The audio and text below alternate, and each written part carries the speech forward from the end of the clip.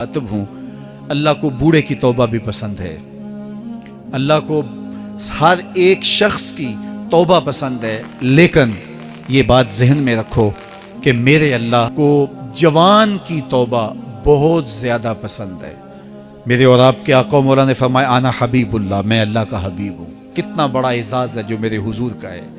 लेकिन एक दूसरे मुकाम पे इरशाद फरमाया अश्शाबुत्ताइबु हबीबुल्लाह, सुन लो जो जवान जवानी में तौबा करे वो भी अल्लाह का हबीब है। कितना बड़ा एजाज़ है। मैं ये देखता हूँ कि हमारी मजालिस में, बिलखुसूस आज की इस मजलिस के अंदर मुझे जो लोग दिखाई दे रहे हैं वो नौजवान हैं। तो जवानी जुनून का शोबा करार दिया गया है, शोबा तुम मिन जुनून कहा गया है। लेकिन वो जवान जिसने अपनी जवानी अल्लाह की याद में गुजारी, अल्लाह के जिक्र में गुजारी। जवानों, इबादत की लज्जत भी जवानी में है। अगरचे जवानी मस्तानी होती है, ज़रा इस मस्तानी जवानी को तहज्जुद के मुसल्ले पे ला के देखो, क्या मस्ती चढ़ती है सजदों के अंदर, क्या लुत्फ है क़याम के अंदर, क्या सुकून है रुकू के अंदर। इस जवानी को मालिक की चौखट पे लाओ, फिर देखना कि ये जवानी कितनी लज्जत आफरी होती है। और फिर इस जवानी के बदले में अल्लाह ताला तुम्हें क्या क्या अता फरमाता है। वराजुलुन कल्बुहु मुअल्लकुम बिल मसाजिद, वो आदमी जिसका दिल मस्जिद के साथ वाबस्ता होता है।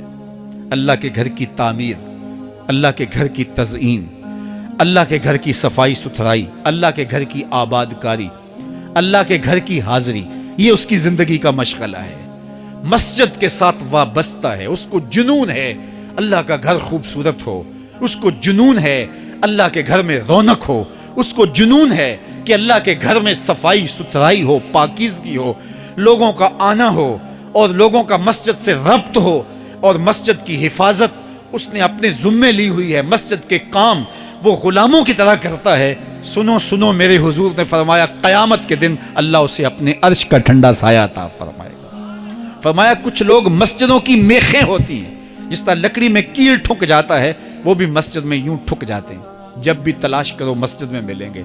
फरमाया जब वो बीमार पड़ जाते हैं अल्लाह के फरिश्ते उनके घर में हाल पूछने जाते हैं। यारो, जवानी के अय्याम में मस्जिदों के साथ अपने आप को वाबस्ता करो, मस्जिदों की सफाई भी अपने मामूलात में शामिल करो।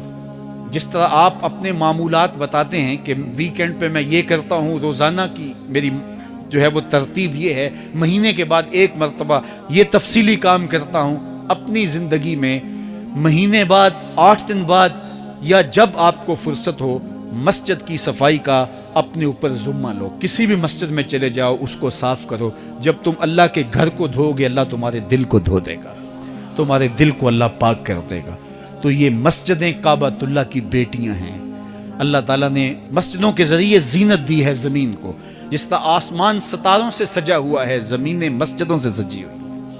इसलिए अल्लाह के घर के साथ जो शख्स रब्त रखता है, मेरे और आपके आका मौला ने फरमाया क़यामत के दिन उसको अल्लाह अपने अर्श का ठंडा साया अता फरमाए। वो आदमी जिसमें तन्हाई में अल्लाह का जिक्र किया, अल्लाह को याद करने बैठ गया, कोई देखने वाला नहीं था, वो तन्हा था, हुजरे में था, अपने बंद कमरे में था, अपने रब को याद किया। अल्लाह की याद करते करते उसकी आंखों से आंसू टपकने लगे, उसकी आंखें आंसुओं का खिराज देने लगी। तो मेरे और आपके आका मौला ने फरमाया कि ये आंसू इतने कीमती हैं, इन आंसुओं के बदले में क़यामत के दिन उसे अर्श इलाही का साया नसीब होगा।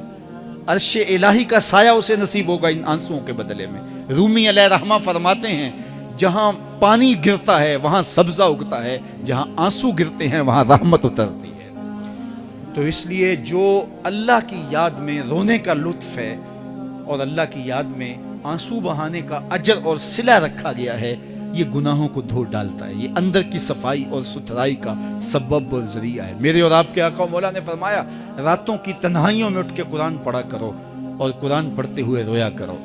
फिर फरमाया फ़इल्लम तबकू फ़तबाकू, अगर रोना ना आए तो रोने की कोशिश किया करो। हज़रत दाता गंज बख्श अली हजवेरी से एक मुरीद ने कहा, हज़रत अगर रोने की कोशिश करें फिर भी रोना ना आए, फरमाया फिर अपने मुकद्दर पे रोया करो। तुम इतने संग दिल हो गए हो कि तुम्हारी आंखें आंसुओं का खिराज नहीं देती। जो रोना नहीं जानता वो अल्लाह की रहमतों को اور اللہ کی کرم نوازیوں کو کیسے سمیٹ پائے گا؟ بچہ روتا ہے تو ماں دودھ دیتی ہے، جب بندہ اللہ کی حضور الہاؤ زاری کرتا ہے، عجز کرتا ہے، انکساری کرتا ہے، تو اللہ کی رحمتوں کو جوش آتا ہے اور اللہ تعالیٰ کی رحمتیں اس پہ برستی ہیں، اور اس کے نہ صرف گناہ معاف ہوتے ہیں بلکہ اللہ تعالیٰ اس کے گناہوں کو بدل کے نیکیوں میں تبدیل کر دیتا ہے۔ اللہ کی بارگاہ سے یہ توقع رکھتے ہیں کہ مالک کتنے ہجوم میں کوئی ایک تو ہوگا جو تیرا لاڈلا ہوگا، کوئی ایک تو ہوگا جو تیرا بہت قریبی ہوگا، کوئی ایک تو ہوگا جس پہ تیری رحمتیں برسیں گی، تو مالک اس کے صدقے سے ہماری خطائیں بھی معاف کر دے، ہمارے گناہ بھی معاف کر دے۔ کوئی ایک رونے والی آنکھ مل گئی تو باقیوں کا بھی کام بن جائے گا۔ اٹھ فریدا ستیا تے میلا ویکھن جا، وت کوئی بخشیا مل جاوے تے توں ہی بخشیا جا۔ میرے مالک ہم سب کی خطائیں معاف کر دے، ہم سب سے درگزر فرما، اور ہم سب کے باطن کو ستھرائیاں دے دے، ہمارے اندر کو پاکیزگیاں دے دے۔ بہت وقت میں نے اور آپ نے صاحب گزار لیا، تیزی کے ساتھ زندگی بیت رہی ہے۔ میں اگر اپنے آپ کو دیکھوں تو میری زندگی کتنی بہاریں کاٹ چکی ہے۔ اگر آپ اپنے آپ کو دیکھیں، کوئی 60 سال، کوئی 20 سال، کوئی 25 سال، زندگی تیزی کے ساتھ گزر رہی ہے۔ بندہ جب سوچتا ہے کہ میں 40 سال کا ہو گیا ہوں تو آگے میری زندگی کے اگر 30 سال بھی ہیں تو 30 سال تو کافی ہیں، لیکن وہ پیچھے اگر پلٹ کے دیکھے تو 40 سال یوں گزر گئے جس طرح چٹکی بجائی جاتی ہے۔ جب چٹکی بجانے کے وقت میں 40 سال گزر گئے محسوس ہوتے ہیں، تو جو باقی 30 سال اگر ہوئے بھی، وہ تو گمان ہے میرا، وہ تو گمان ہے آپ کا، ہمیں تو ایک سانس کا بھی نہیں پتا۔